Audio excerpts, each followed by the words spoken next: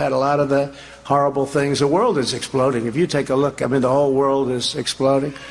You know, I was very honored as a man. Viktor Orban, anyone ever hear of him? He's probably like one of the strongest leaders anywhere in the world. And he's the leader of, right? He's the leader of Turkey.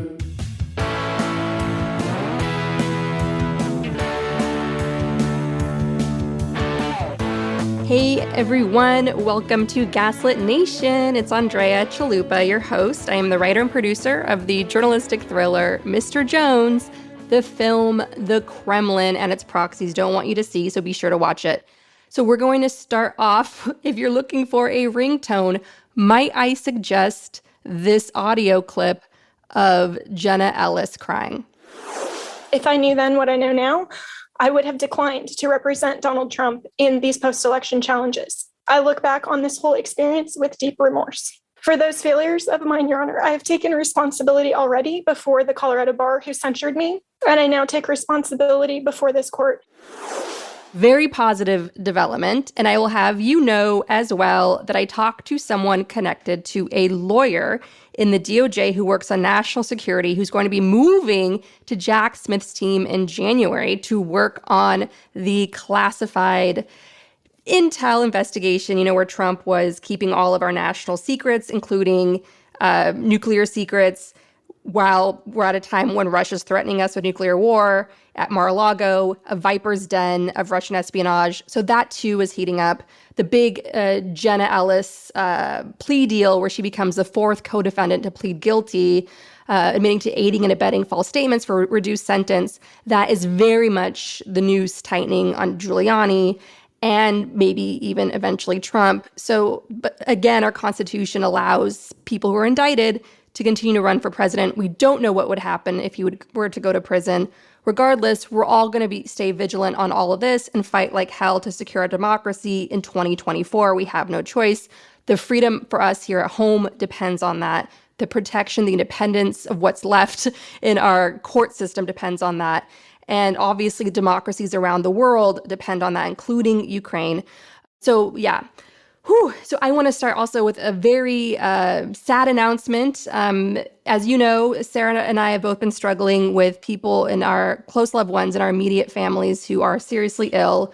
It's been something that has been going on for a very long time now for both of us since the writing was on the wall, definitely for me in January of this year. It's been very, very hard to do that and juggle everything else, including the show. Sarah responded to this difficult personal time by taking a step back from the show. So her step back was indefinite. Now it's permanent. She's going to be focusing on her books and her Substack. She has a free Substack that you can subscribe to. I strongly urge you to do that. And I want to send a thank you to her on behalf of myself and the team. We've gone through hell together. Many of our episodes, including the one where we announced a pre-January 6th coup special called Traitors and Patriots, many of our episodes together, clinging hands, covering some of the darkest chapters in American history. Many of those episodes belong in the Smithsonian. I will forever be grateful to her for what we built together during some of the most difficult times in our lives. The intense harassment my sister faced from the Russians and the Kremlin, the phone calls I'd get at odd hours from my mom over the stress, the extraordinary PTSD that caused several members of my family to the point where my sister had to relocate abroad. Sarah stuck by me through the immense hell of that. And I will never, ever, ever, ever, ever have anything but love for her. We grinded it out together week after week after week. And that's not easy. And it takes a toll and it's hard. It's extremely hard, especially trying to write books or having 2 maternity leaves, 2 babies come out during that time for me. And so it was 5 extraordinary years where I think both of us, we had our voice. We knew that our voices should not be taken for granted, and that we're morally obligated to use the power of our voice, especially during this dark time. And we did that together. And I'm so tremendously proud of the work we did together. And I look forward to reading her books, letting you know when she has a book coming out on the show, coming forward. And obviously, she's going to be missed. The team and I are going to continue to fight like hell for our democracy. We all are parents. We're trying to create a sustainable, livable future for our children. We understand that securing democracy here at home is not just important for us, for our kids, but also for democracies all over the world, because we're dealing in a time, again, of fascism versus democracy. It's the 1930s dynamic all over again. So yes, Gaslit Nation will continue. Yes, we're going to continue to pour our hearts out into making the show. And yes, we're going to get these war criminals on the rope and demand accountability for them and their useful idiots wherever they may be in the world. And so as part of that, I hope you'll join me at the Thursday phone bank with Sister District at 6 p.m. Eastern. I will be there. I look forward to that. There will be a quick training. It is extraordinarily empowering, picking up the phone and calling a stranger. Most people are not home. It's a numbers game. You just got to go through your list. And the people you do get on the phone, either they don't have time, they hang up, no big deal.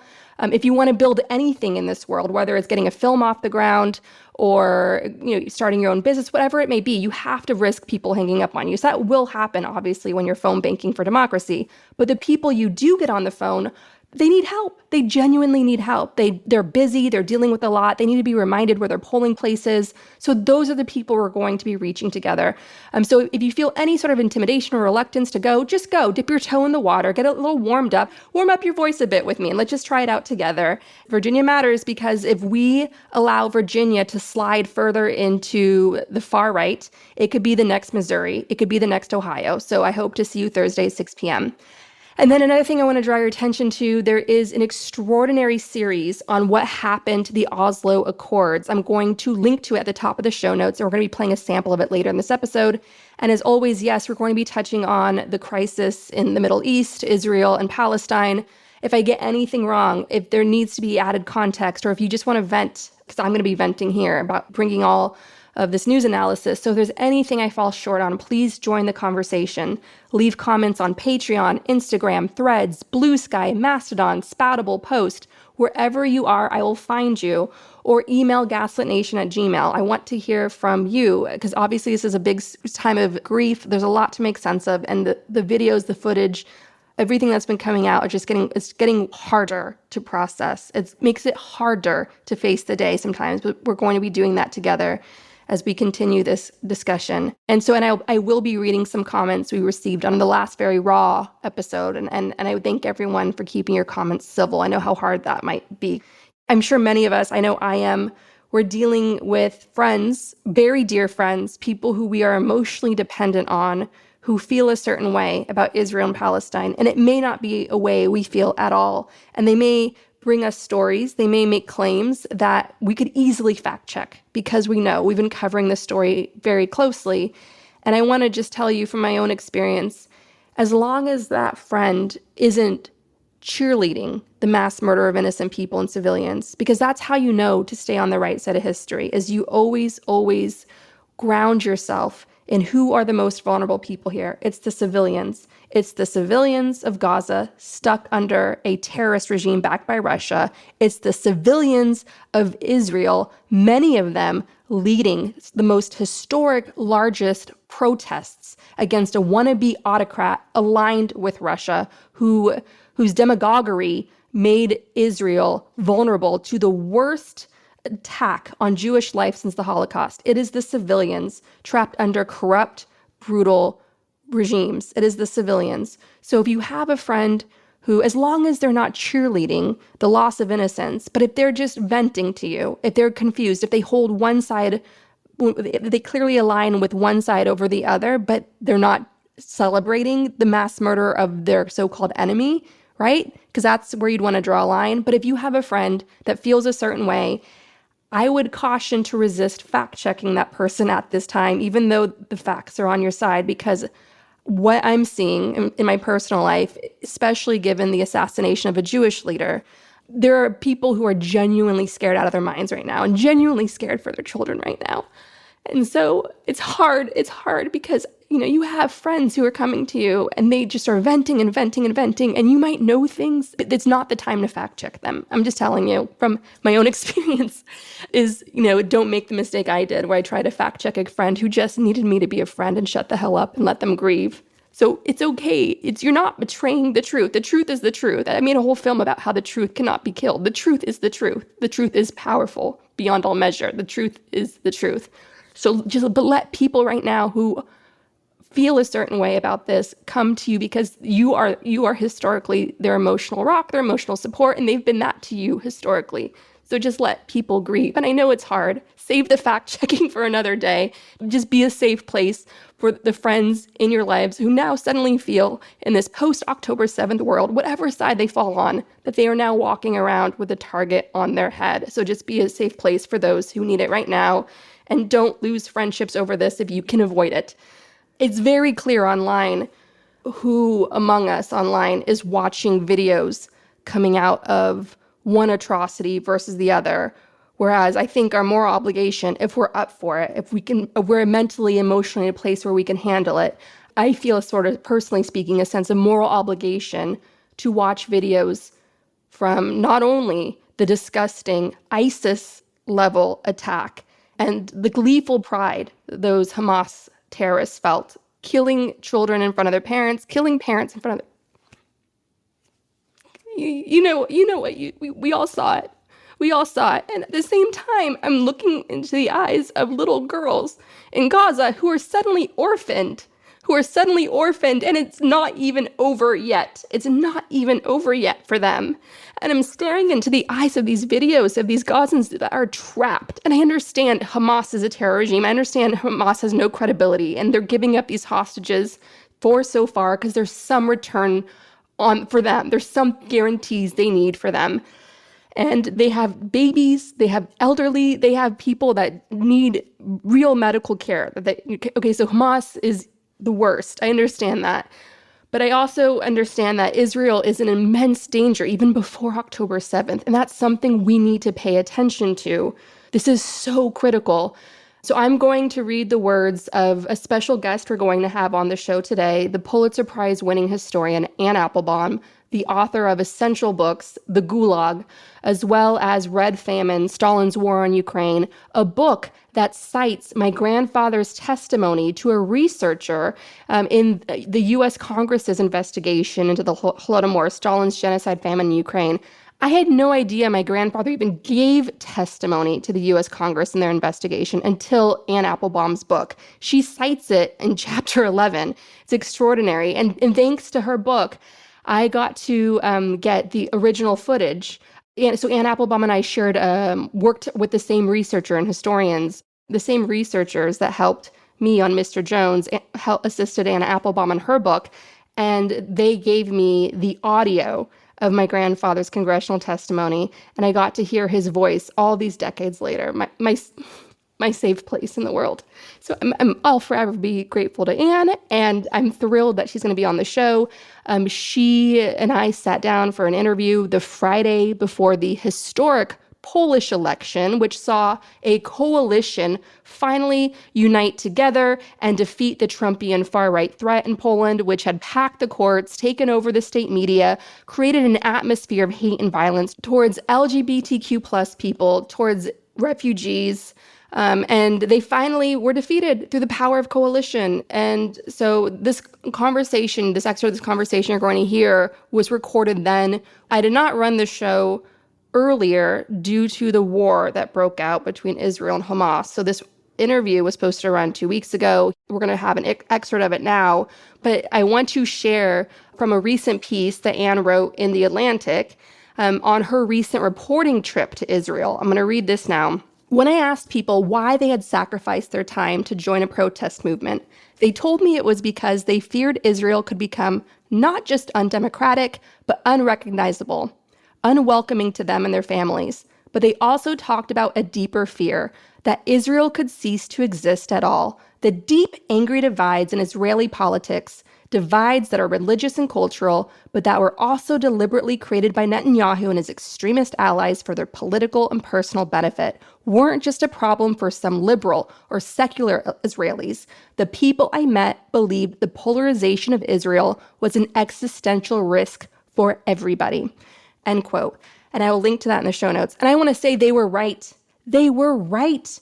Netanyahu. So I want people to understand there's the government of Israel, and then there's the Israeli people. Okay. So the issue now here is the polling in Israel overwhelmingly shows that Israelis blame Netanyahu and his government for the horrific Hamas atrocities. Netanyahu built up this whole mythology around himself, just like Trump had that Mark Burnett glossed over, "You're fired," The Apprentice, Ivanka in a business suit mini glamour about him, where he pretended to be an actual businessman and not instead of some like Ponzi scheme, right? Netanyahu had that same mythology around him where he was Mr. Security. He was going to keep Israelis alive. Remember, if you watch The U.S. and the Holocaust, that extraordinary series on PBS is available for free on PBS, you will see that during the 1930s, Jewish refugees were turned away. People blamed the Jews for what was being done to them in Germany. The average American polled wanted nothing to do with rescuing the millions of Jews that were being sent to concentration camps or were being built out in the open, right? And so Israel exists as self-defense.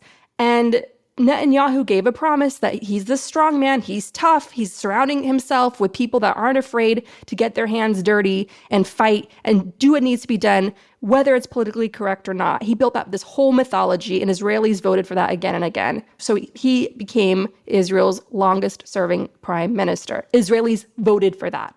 But then what he did over time, with his Trumpian tactics, he would scream against any opposition as traitors, as the deep state, the fake news. He used the whole Trumpian playbook, and he aligned himself with Putin, campaigning with giant billboards of himself and Putin. That won votes for him in Israel, okay?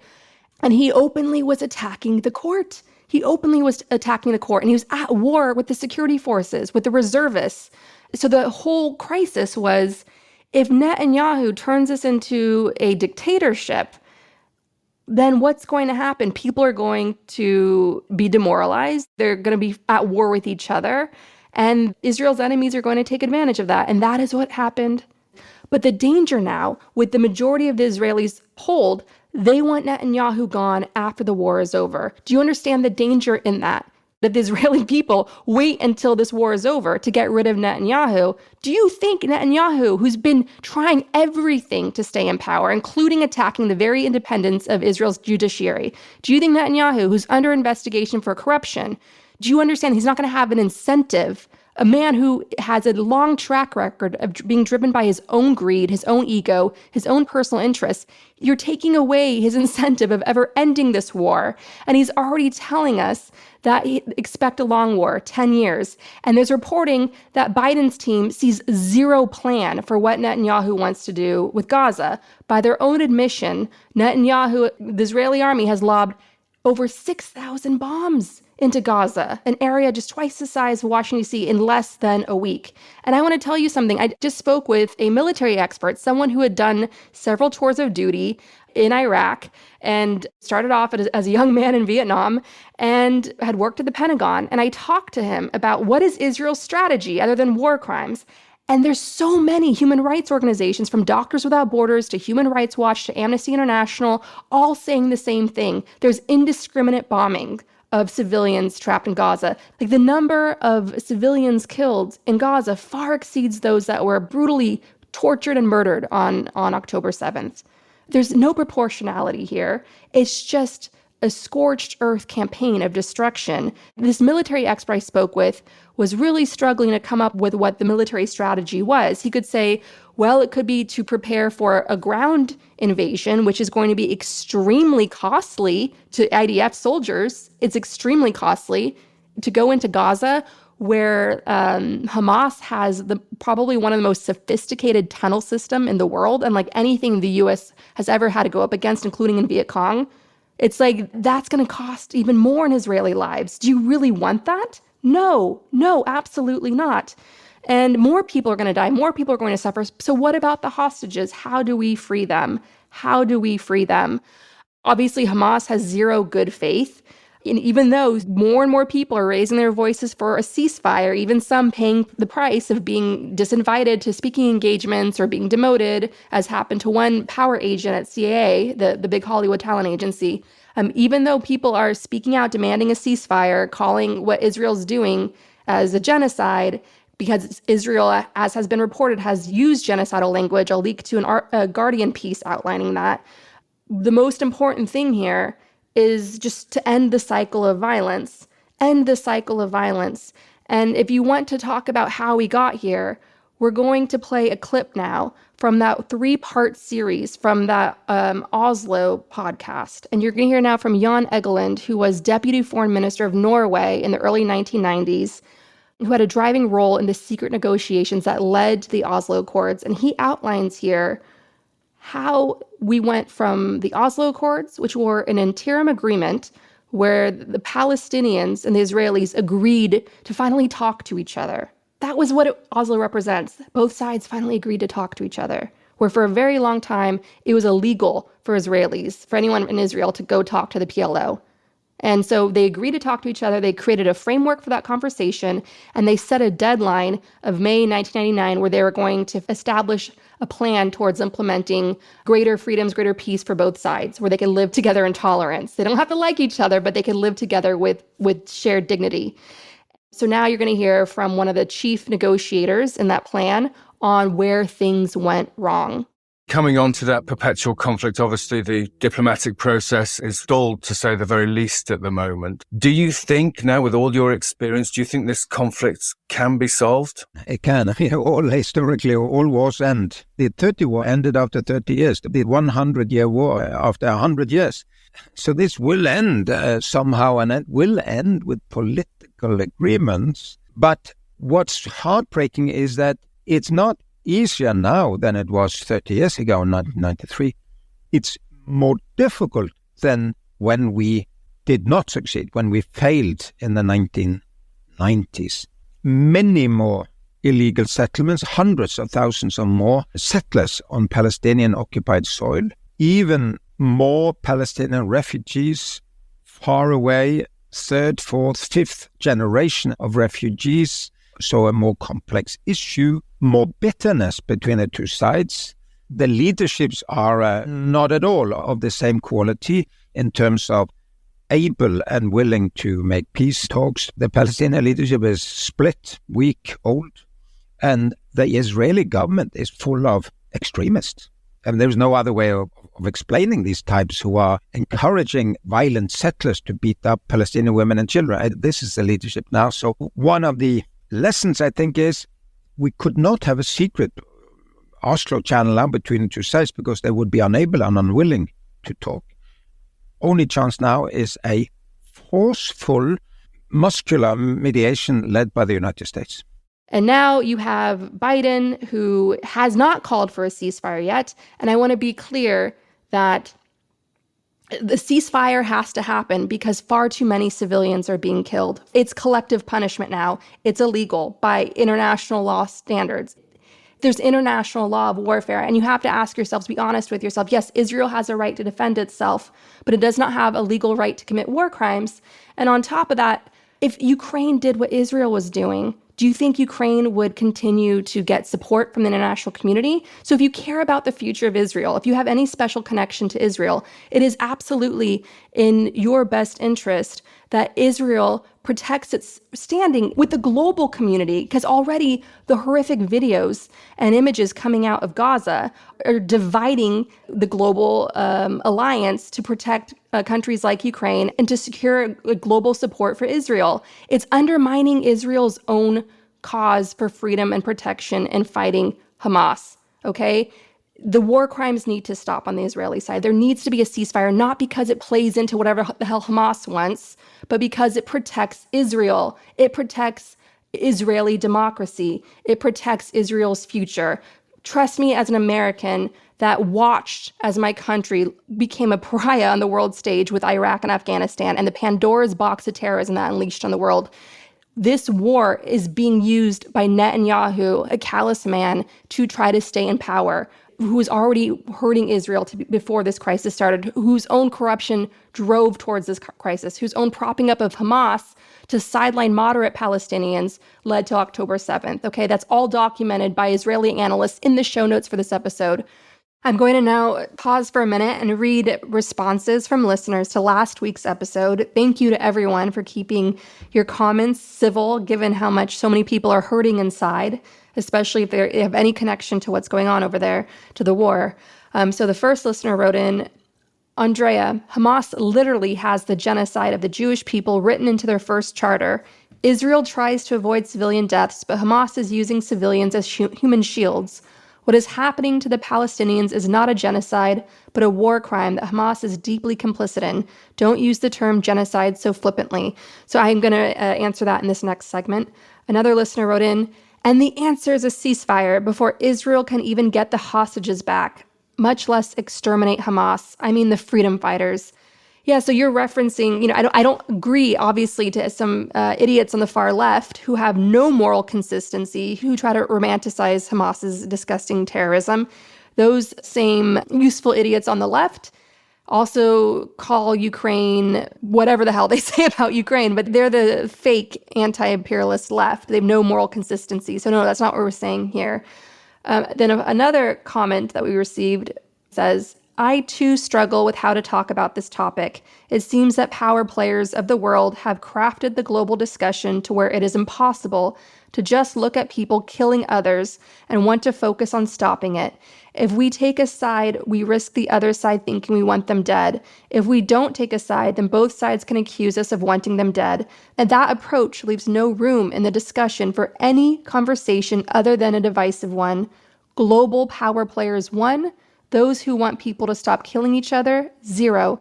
Yeah, and I think on the genocide question, obviously there's a whole legal process to figure that out, but it is recorded.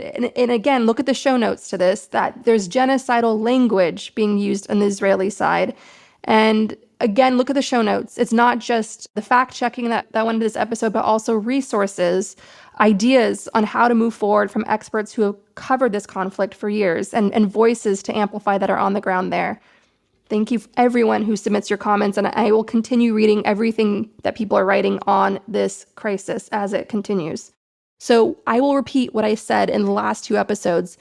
The extremists on both sides, the extremists of both sides, the extremists are the ones that are genocidal towards each other. It's the extremists, and the civilians are the ones who are caught in the middle. It's the civilians that are paying the price. And that's why we expect Israel to be the one to abide by international law, because Hamas has absolutely 0 credibility, where Israel still has credibility, despite Netanyahu, because Israel has strong institutions. Israel is a democracy. Israel has a freedom of the press, even though there are journalists there that feel a sort of censorship there and harassment by extremists for speaking out for peace.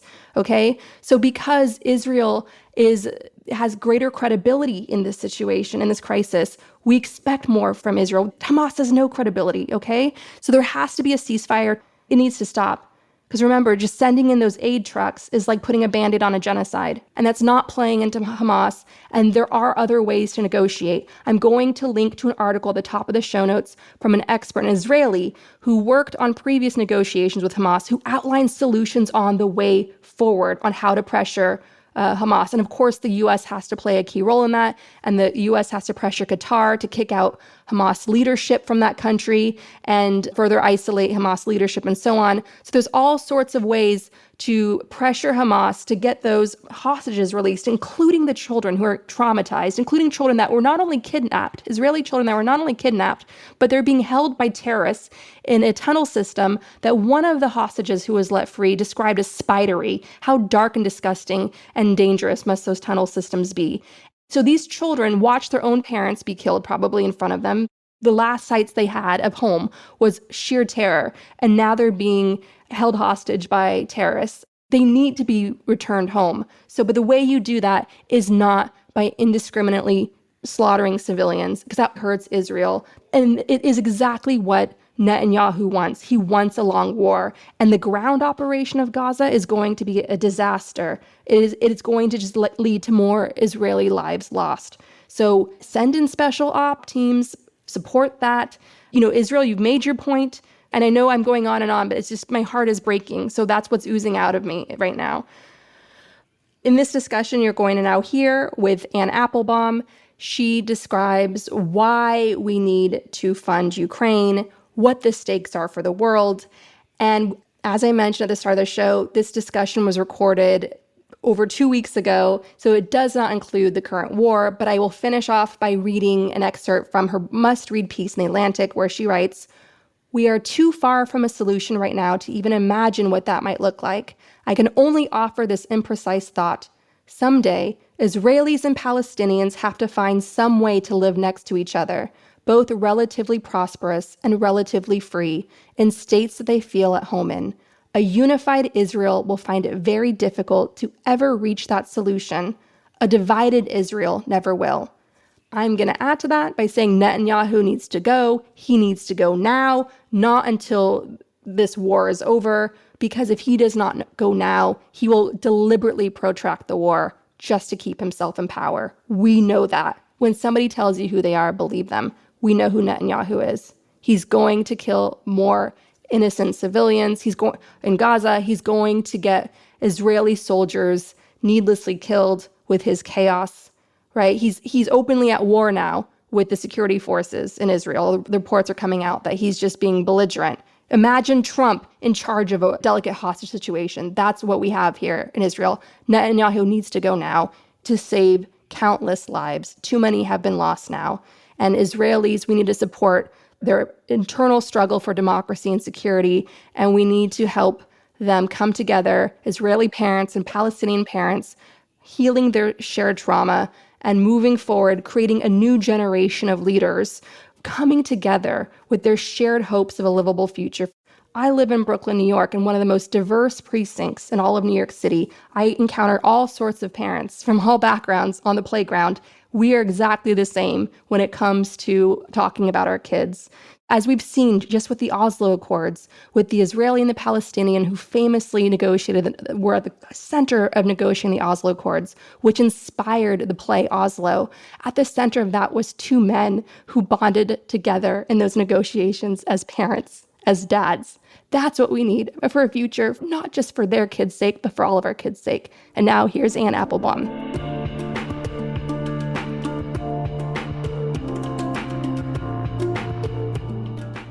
First things first, what I'm desperate to talk to you about is Ukraine fatigue. Do you think it exists in the US and Europe, and why do you think it's happening, if so? I didn't really like the expression Ukraine fatigue, as you can imagine, because it's not as if Ukraine is doing something to us that should make us fatigued. I do think there are several different things going on. One of them is there were high expectations that Ukraine would achieve more in its counteroffensive this summer. And so there are people who are asking, how much longer will this go on? That seems to me legitimate, by the way, actually. It's not unfair to ask that. There is also Russian propaganda, which is designed to increase those anxieties and to make people feel that the war is a waste of time or that it will definitely be lost. You can see online, some of it is directly from Russians, some of it's coming from people who, for whatever reason, support Russia or the Russian point of view. Thirdly, there is, in the United States in particular, there's a very weird thing that's happened, which is the funding for Ukraine has been caught up in a different argument about the budget and about how Congress is run. And I think it's unfortunate. I don't think it's anything to do with Ukraine, really, but it's become a kind of political football in a way. I mean, I saw some polling on Ukraine that was done just before that happened. It was done a few weeks ago. It came out. It was paid for by Razum, but it was run by, which is the Ukrainian charity, but it was run by independent pollsters. And it showed, as of a month ago or so, the majority of Americans still support Ukraine, still want to help Ukraine, still want Ukraine to win. And the numbers are, 60, 70%. So there's no evidence that Americans, are anti-Ukrainian or they want Ukraine to lose or they don't want to continue supporting the country. But there is a whirlwind of other factors that are creating doubts, unfortunate doubts about U.S. funding. I should say it's particularly dangerous right now because one of the ways in which Putin is fighting the war is that he is playing for time. So he is saying he's planning to sort of wait it out until the Western coalition that supports Ukraine falls apart or until Americans are distracted or maybe until Donald Trump wins the next election. And he's hoping that by doing that, he can win the war. And by win, he still means conquer all of Ukraine. So he isn't talking about, he's not just talking about occupying the territory that he has now, but continuing the war. He has never given up on that original goal. And I think history has now told us that we should take his goals seriously. When he says his goal is to occupy all of Ukraine, that's what he means. And that he is waiting for the right moment to continue the battle seems to me unquestionable.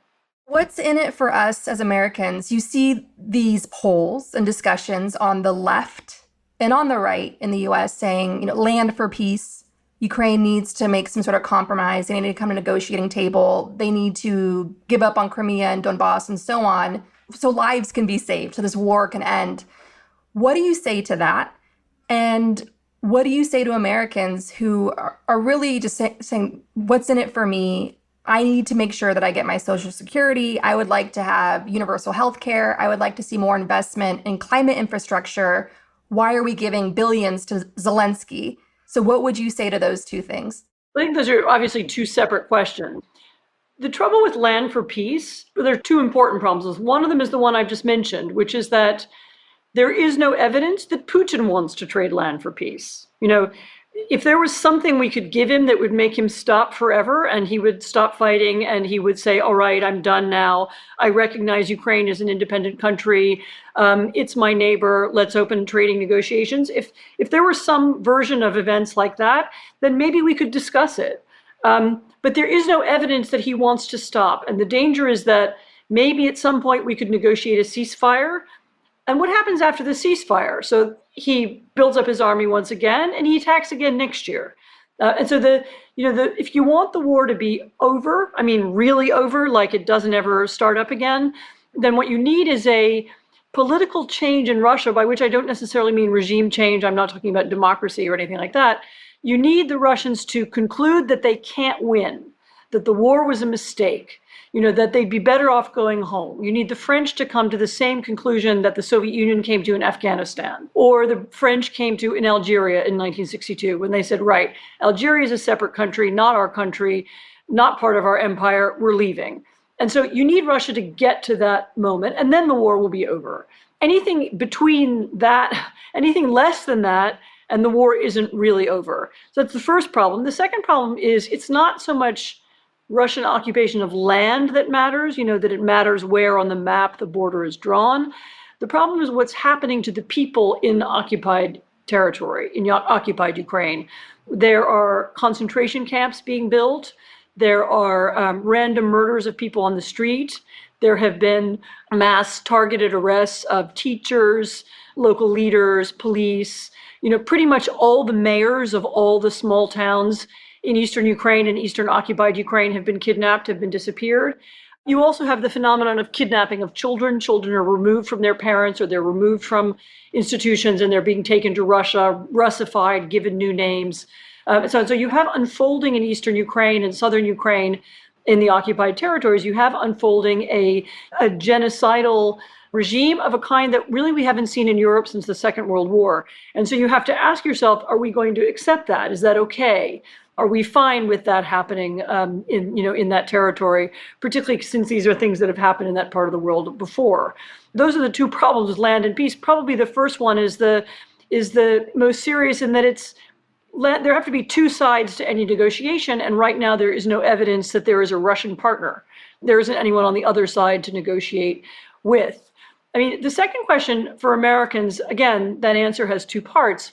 One of the parts is about the nature of the war and again, what it's for. So why did Putin invade Ukraine? Partly it was his nostalgia for the Soviet Empire that he remembers from his, when he was a young man, he was a young KGB officer, and when he experienced what for him was the tragedy of the fall of the Berlin Wall, wanting to have revenge for that moment. Part of it is the Russian imperialism that Ukrainians have so correctly written about and pointed to, his desire to recreate a Russian empire. But thirdly, the invasion was also an attack on a whole series of institutions that the United States created and a whole series of norms that the United States promulgated and which have been of great advantage to us and to our people and our companies and our allies over the last 60 years. And this is, rule of law, the principle that borders aren't changed by force, the idea that human rights are universal, that there are fundamental natural laws that dictate what kinds of rights people have, that all these ideas about how the world is run, UN conventions on human rights, UN conventions on genocide, all of these protections that have created the international community that we live in and the United States led for so long are being directly challenged by Putin. He's saying, I don't care about your institutions. I don't want to live in an American-led world anymore. I don't want human rights to be a value that matters to me or matters to anybody else. And the rest of the autocratic world is watching him. China is watching him. Venezuela is watching him. Iran is watching him. Zimbabwe is watching him. Other states who would also like to begin breaking those rules, either invading their neighbors, or in the case of China, invading Taiwan, or in the case of oppressing their own people. All of that would be allowable and unleashed if Russia wins this war. So if Russia wins, that's a victory for this new idea of international politics that might always makes right, that there's no such thing as international law, that there's no such thing as decency really in international politics at all. And admittedly, it's an aspiration sometimes more than a reality, but it would establish the idea the institutions that the United States helped create after the Second World War don't mean anything anymore. And this would have all kinds of repercussions for the United States, for our partners, for Americans working and trading abroad, for our companies that do work in foreign countries that have, which has an immediate impact on U.S. consumers. So this isn't really just about Ukraine. It's really about, and I should say this war more so than many others. I mean, in some sense, all dictatorships want to change those rules, but this is a direct challenge to the status quo in Europe. It's a direct challenge to the transatlantic alliance. And it's understood that way by Russia's partners around the world. So that's the first answer to the question. The second answer to the question is when we talk about aiding Zelensky, we aren't sending him dollar bills that he can spend however he wants. We're sending him stuff. We're sending him tanks that are produced in American factories in the Midwest or in the South. We're sending him ammunition that's made in the United States. We're sending him the products of, we're sending him things that we have invested in that are produced by American workers. These are some of what we're sending him is, actually so far, almost everything that we're sending him are things that have been in warehouses in Nevada or New Mexico or elsewhere in the United States. Some of it was gathering dust. Some of it was going to eventually have to be thrown out anyway. We're sending him the material that we already have and that he is using to destroy the Russian army, which would be, in theory, one of our allies. So he has destroyed already about half the Russian army using our weapons and our arms, made, again, by American workers employed at American factories in the United States of America. That's what we're sending him. And we're doing so in conjunction with European allies who, in terms of pure money and cost, have sent him more. So this is not something the United States is doing by itself. It's not some whim of Joe Biden. It is America acting in concert with a whole array of European countries, plus allies in Japan, in Australia, in South Korea, and all over the world. We are participating with the rest of the democratic world in protecting the rule of law in the world so far as it exists in Ukraine. So I would think of it in those terms. It's not as if the money being used in Ukraine is somehow, money that would go to something else in a different way. It's money that's already in the defense budget, that's already been spent on building weapons, and we're sending it to the Ukrainians to harm one of our enemies. Why does it feel like Russia is winning on the home front? You have Matt Gaetz, who spreads a lot of Kremlin disinformation, essentially closing down the House. It's a government shutdown by another name with this speaker debacle in the House over Ukraine aid. What was central to all this was Gaetz and Marjorie Taylor Greene and others who are hugely sympathetic to Trump and Putin trying to block aid to Ukraine. Then you have Twitter, which was a powerful organizing tool for human rights activists and journalists, taken over by Elon Musk. And that EU report said that Twitter's become the largest Russian disinformation outlet in the world. And then, of course, you have Trump, despite his many indictments, leading in many polls against Biden in a general election matchup. And none of his competitors in this Republican primary seem to even make a dent in him. And his movement just keeps steamrolling forward. So it seems that Putin is doing very well on the home front in the US. What are your thoughts on that? And what are some ways that our institutions especially should be countering that to protect our democracy?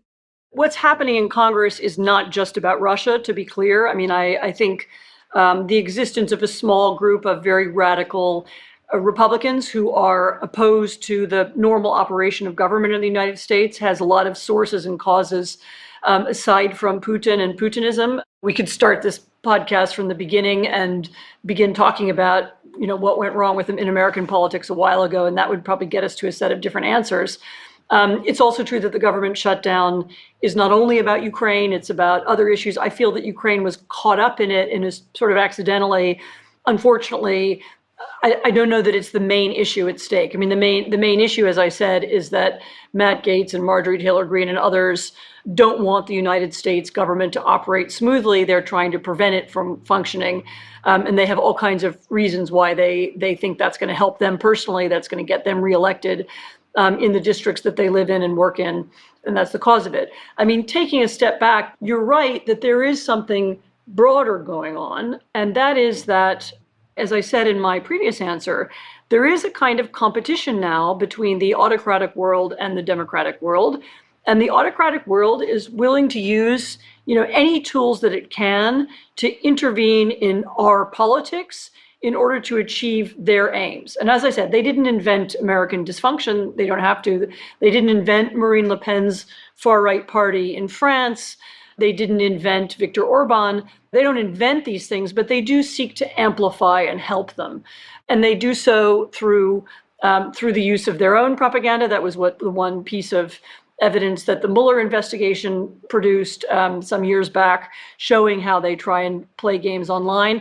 But they also do so through co-opting Western businessmen and Western companies and persuading them to go along. And they do that through, famously, former Chancellor of Germany became a board member of a German-Russian company that was building the Nord Stream 2 pipeline. So they look for people whom they can, influential people in our society,